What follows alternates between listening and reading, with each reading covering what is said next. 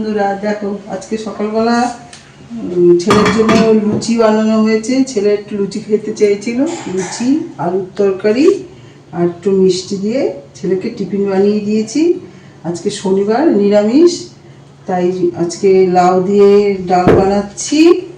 লাউ দিয়ে ডাল বানাবো আর হচ্ছে দিয়ে আর পাঁচমিশালি সবজি দিয়ে সবজি তরকারি বানাবো আর আম দিয়ে তোমার চাটনি বানাবো আর একটু ভাজাভুজি করবো।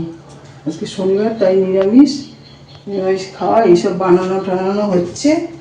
এগুলো রান্না করব, তারপরে দুপুরবেলা আবার এসব খাওয়া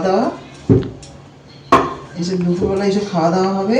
আর লাউয়ের খোসাটা দিয়ে এই যে লাউয়ের চোখলা এটাকে দিয়ে কুচি কুচি করে কেটে আলু দিয়ে ভাজা করলে হেভি লাগে খেতে। আর সেই লাউয়ের খোসাটা দিয়ে এটাকে বানানো হবে।